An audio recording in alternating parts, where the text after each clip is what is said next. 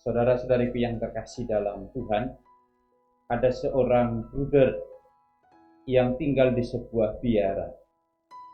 Sejak masuk biara, bruder ini diberi tanggung jawab untuk menjadi tukang jahit, menjahit jubah para biarawan di tempat itu.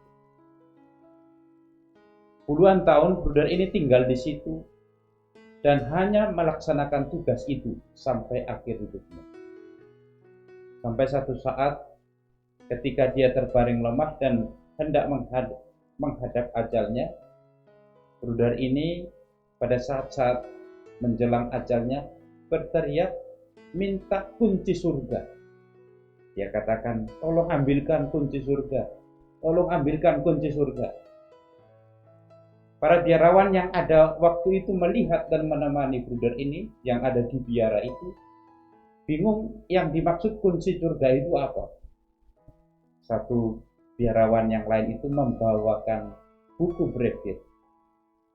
Ketika dibawakan buku brevir, bruder yang akan menghadapi ajal ini masih tetap berteriak, tolong ambilkan kunci surga. Setelah itu ada yang datang, biarawan yang lain mengambilkan Alkitab. Tapi tetap bruder ini minta supaya diambilkan kunci surga.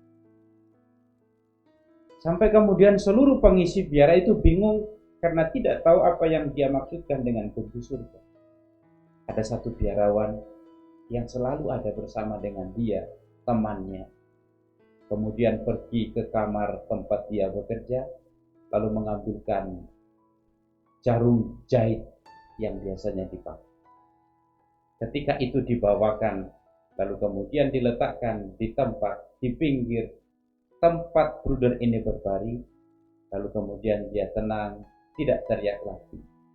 Sebelum meninggal dia mengatakan, bagiku inilah kunci surga, sebab selama hidupku aku melaksanakan ini untuk Tuhan.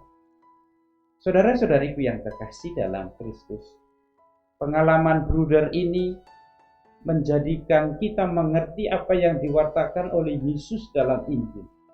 Kerajaan Allah itu adalah seperti biji sesawi yang ditaburkan orang di ladang, lalu kemudian biji ini bertumbuh menjadi besar dan burung-burung bersarang di dalam pohon itu, di dalam ranting-ranting. Biji yang awalnya kecil, tetapi ternyata menjadi tanda yang besar karena bertumbuh. Demikianlah kerajaan Allah itu dalam hidup kita sebagai orang beriman. Seringkali kita tidak memperhatikan itu, tidak merasakan itu, tidak mengalami itu, bahwa kerajaan itu hadir dalam hal-hal yang kecil yang bertumbuh menjadi besar. Kesetiaan seorang bruder biarawan ini untuk mengabdi melakukan tugas tanggung jawabnya menjahit, tetapi menyadarkan dia bahwa ini adalah tanggung jawab yang besar dan menjadi jalan keselamatannya, membawa kita mengerti bahwa karya keselamatan Allah seringkali juga terwujud dalam peristiwa-peristiwa yang kecil, peristiwa-peristiwa yang sederhana, hal-hal yang kadang-kadang kita abaikan. Ternyata Allah menjadikan itu sebagai karya keselamatan. Saudara-saudariku, kalau perbuatan yang besar, peristiwa yang besar, ataupun tugas-tugas yang besar, seringkali orang berebut untuk ambil bagian di situ. Tapi hal-hal yang kecil yang kadang-kadang diabaikan, dianggap tidak penting, orang juga tidak mau ambil bagian di situ karena merasa itu tidak penting. Tetapi kalau kita belajar dari Injil, kerajaan Allah itu juga seperti ragi yang ditaburkan hanya sedikit, berproses tapi kemudian menjadi manfaat yang besar. membawa manfaat yang besar.